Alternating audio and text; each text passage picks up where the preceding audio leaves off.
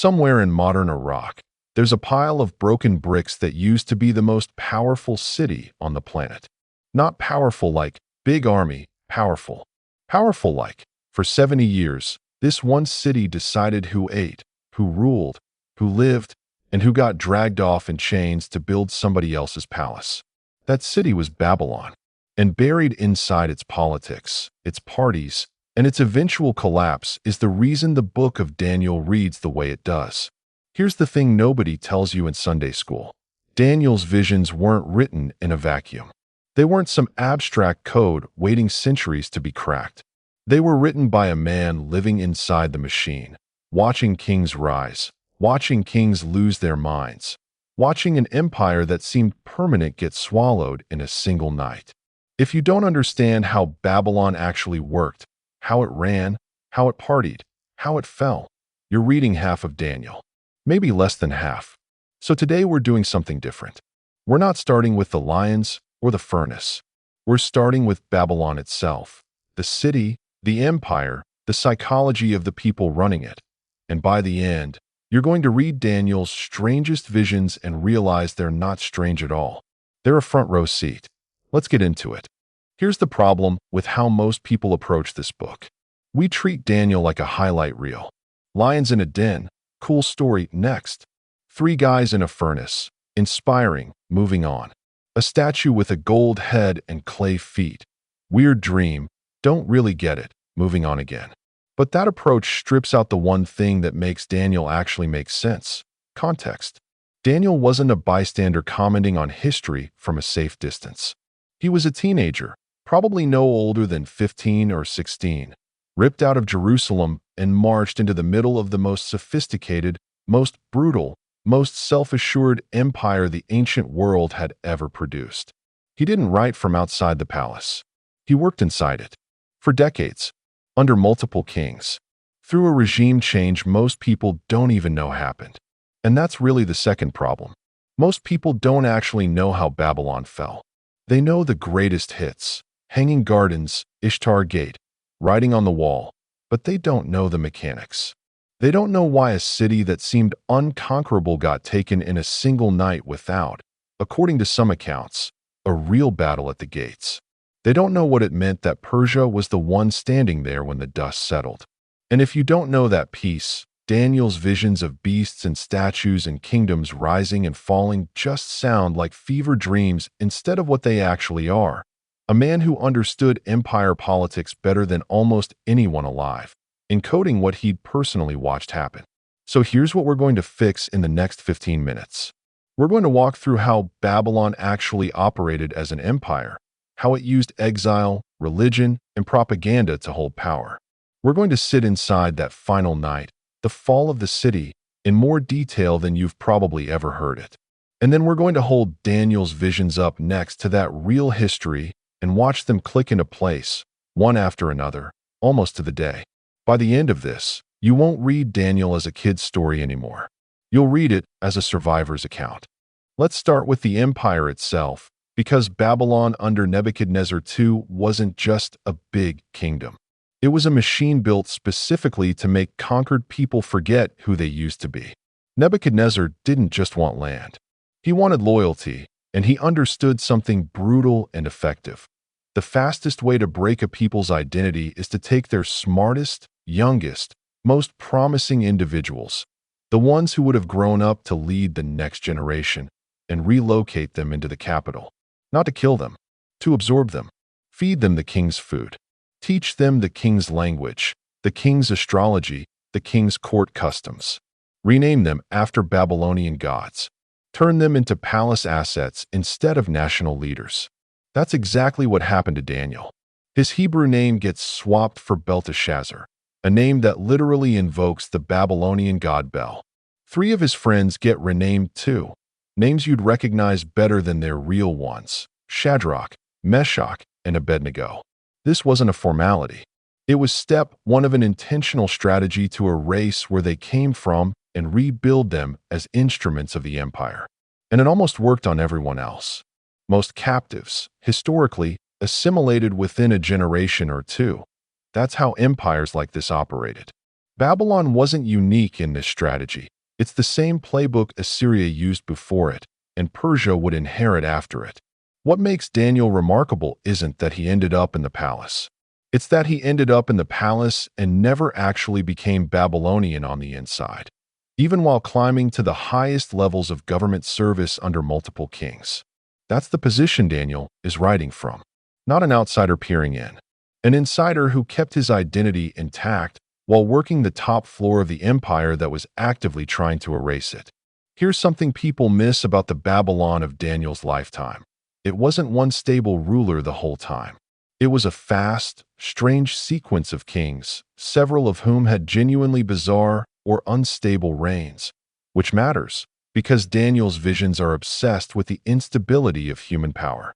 Nebuchadnezzar himself, according to the account in Daniel, goes through a period where he's removed from power and reduced to living like an animal in the fields before being restored.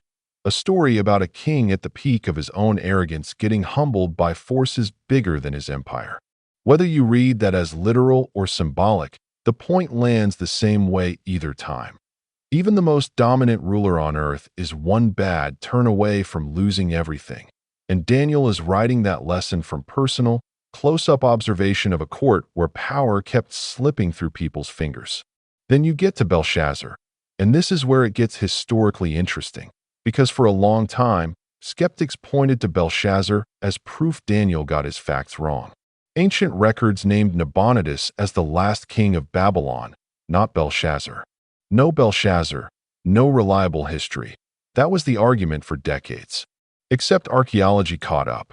Cuneiform tablets discovered later confirmed that Nabonidus spent years away from Babylon, off in the Arabian city of Tema, while his son Belshazzar ran the capital as co-regent, acting king in every functional sense, holding the day-to-day power, throwing the parties, wearing the authority, even though the official crown technically still belonged to his absent father.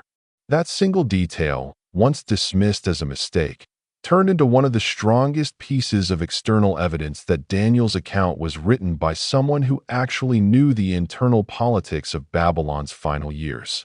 You don't get a detail like the second most powerful position in the kingdom as a random guess. You get it from someone who was standing in that court, watching who was actually in charge. So let's go there. Let's go into that final banquet, because most people picture the writing on the wall as an isolated, spooky moment. It wasn't isolated. It was the middle of a city-wide crisis Belshazzar was choosing to ignore.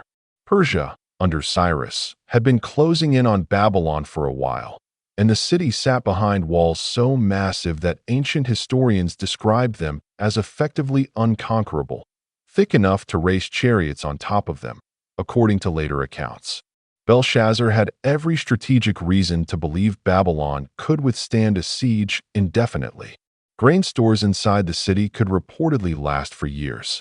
So instead of treating the Persian army outside the gate as an emergency, he threw a massive banquet and, in an act of specific, deliberate provocation, ordered the sacred gold and silver vessels looted decades earlier from Jerusalem's temple to be brought out so his guests could drink from them. That detail matters more than it looks like at first glance. Those weren't just fancy cups. They were sacred religious objects, and using them as party favors while a foreign army sat outside your walls was Belshazzar broadcasting a message that his gods, his power, and his indifference to the God of a conquered people were all untouchable. It's arrogance staged as entertainment. And that's the exact moment the hand appears. Not during a battle, not during a moment of danger, during a party thrown specifically to prove nothing could touch him. The fingers write 4 words on the plaster wall. The king's face reportedly goes pale enough that his knees start knocking together, and none of his wise men, astrologers, or magicians can read it.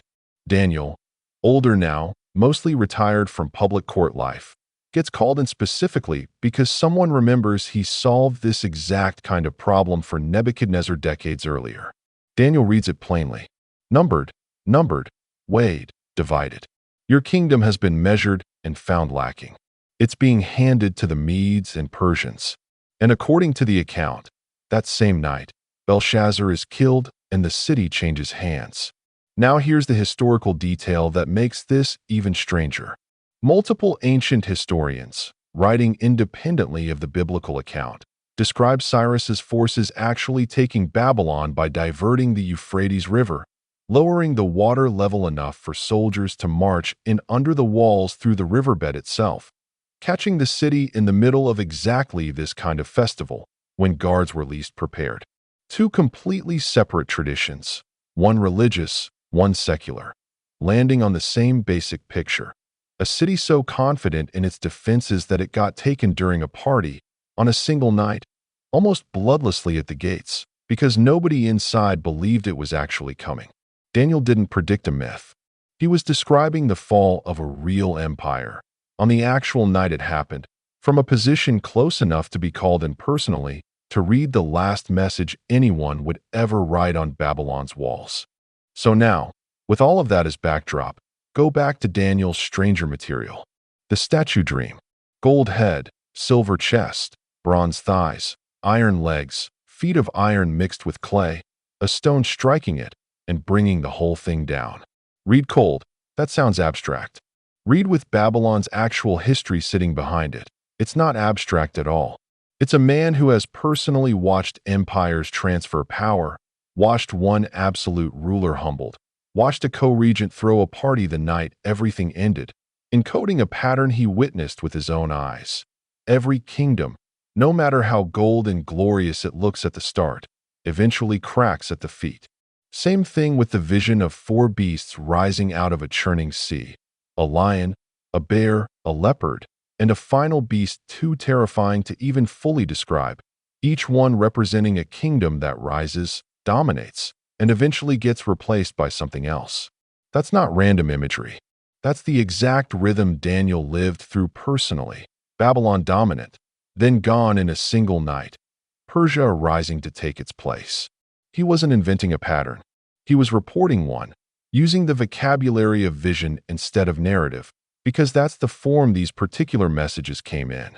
And that's really the whole reframe. Almost every major vision in Daniel's book lines up remarkably closely with a real transfer of imperial power happening in real time or in the years immediately following. Not because Daniel was guessing well, because Daniel was positioned inside the throne room, inside the politics, inside the final banquet, to see exactly how these transitions actually worked, and he built his visions out of the same material history was already writing. That's the difference between reading Daniel as a strange, symbolic bedtime story and reading Daniel as what it actually reads like once you know the history. A first-hand account, filtered through vision, of watching the most powerful empire on earth get measured, weighed, and found wanting, on a single night, in the middle of a party, by a king who never saw it coming. If this changed the way you'll read the book of Daniel, that's exactly the point. History isn't the enemy of these stories. It's the thing that makes them make sense. Subscribe if you want more of these deep dives where we go back into ancient texts and dig out the real history sitting underneath the stories you already know. And drop a comment. See you in the next one.